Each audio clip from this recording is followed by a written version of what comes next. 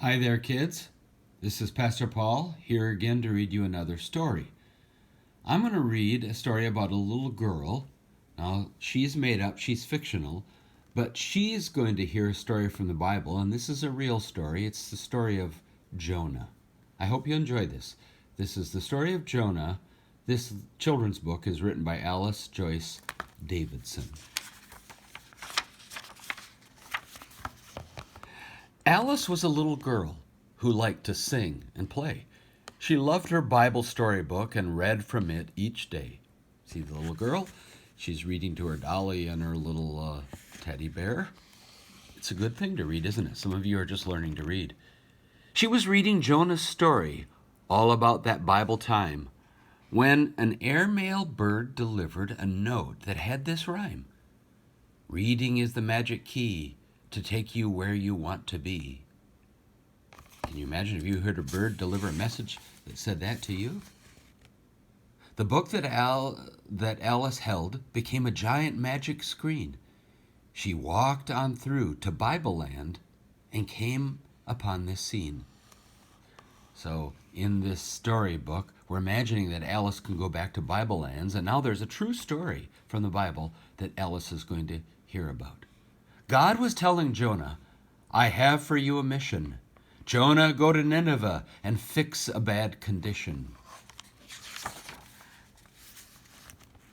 The people there are sinning. They don't know right from wrong. They need someone to warn them whose faith is very strong." So Alice is looking at Jonah as he hears this message from God.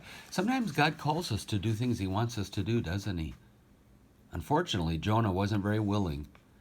"Well, they're strangers to you, Jonah, but help them mend their ways, or their wickedness will bring despair in only 40 days. So God warned Jonah that in 40 days he was going to destroy Nineveh if they didn't turn from their sin and repent. Thought Jonah, "I don't like them. I won't warn them. I won't go. I'd rather disobey and hide than help folks I don't know." The fact is, the Ninevites were enemies of God's people, Israel, and so Jonah didn't want to warn them, so he gathered his things as he's going to run away. So Jonah tried to run from God. He paid to take a ride on board a great big sailing ship with space where he could hide. So this shows him entering into this ship that was going to a far-off land. Here's Alice watching it. Don't you wish you could go back to Bible lands and actually see some of these events take place? But Jonah couldn't hide from God, for God is everywhere. And Jonah hid beneath the deck. God found him hiding there. You can't hide from the Lord, can you? God sent a wind that caused a storm that rocked the ship at sea. All the sailors on the ship were frightened as can be. See all the sailors? They're wailing. "Oh, what's going to happen to us? We're going to drown in the storm." Back and forth the ship rocked. It almost broke in two. The captain went to Jonah and asked him what to do.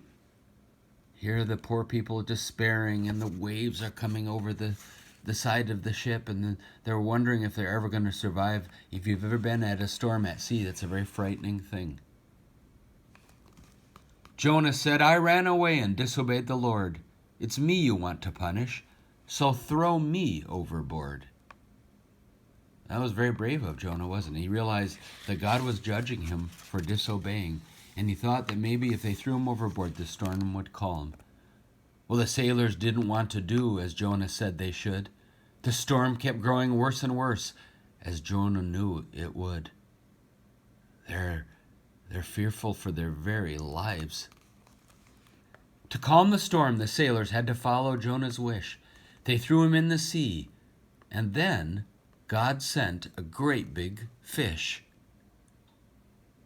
This wasn't a normal whale. God sent a special fish because he wasn't done with Jonah yet. The big fish swallowed Jonah, and he sank into the sea. "Oh me, oh my," thought Jonah, "what will become of me?" See that great big fish swallowing him.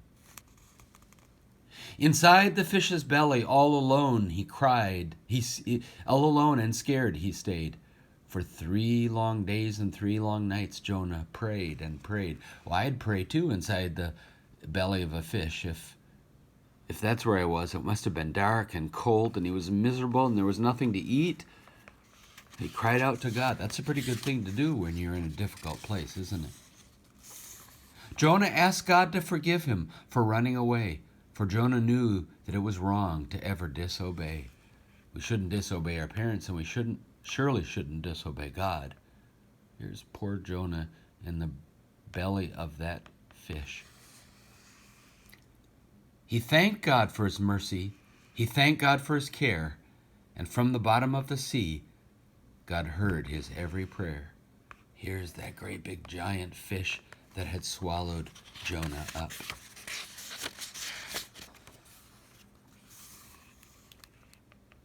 God had the fish blow Jonah out, safe upon a shore.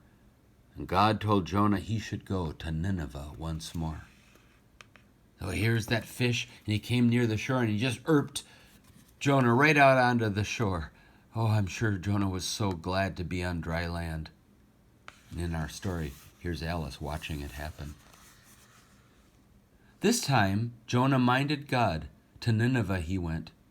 He warned, "You all have 40 days in which you can repent." The word repent means to turn from your sin. So he preached to the children of Nineveh, and he said, you better turn from your sins. You better turn from your wicked ways. The people there all listened. They repented every one, and God forgave and spared them when he saw what they had done. So here all the children of Nineveh, they fell on their knees and they cried out to God, "Please spare us." They believed God, didn't they? But Jonah wasn't pleased at all, for Jonah had no pity. He wasn't happy that he helped the people save their city.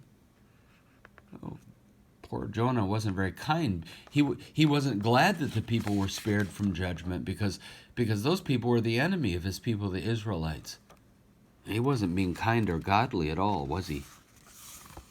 Jonah sat down in the sun, and next to him God made a lovely plant that grew and grew and offered Jonah shade. So there Jonah is sitting looking over the city of Nineveh, wondering if judgment will come. The next day God destroyed the plant that Jonah learned to love. He questioned why God did this, and God answered from above. So here's the plant, and it withered. See, Jonah was caring more about the plant than he was caring about all these people who were living in the city of Nineveh. That wasn't very kind of him. He wasn't thinking wisely. You felt pity for a plant that lived for one short day? Isn't Nineveh far greater than a plant in every way? God said. The city's filled with people who were wicked and who were bad, then were sorry and repented, and that made me very glad. God was glad that the city of Nineveh had repented. Then Jonah finally understood, for in his heart he knew that God is merciful and wise, and all forgiving too. Jonah had learned a lesson, hadn't he? Alice walked back through the screen. She put her book away and thought, I learned 3 special things in Bible land today. First of all, we must obey what God tells us what to do. For I learned that God is everywhere, and we can't hide from his view. Those are 2 good lessons, aren't they? We have to obey God, and God is everywhere. He sees everything, doesn't he? What's the 3rd lesson? I also know that when we're bad and sorry as can be, God has mercy and has pity and forgives us lovingly. That's a lovely lesson, isn't it? We have to obey God. God is everywhere. We can't hide from his view. And when we're bad and sorry, he has mercy and he forgives us because God is love. Then Alice said a silent prayer and thanked the Lord above for all the lessons she had learned and for his endless love.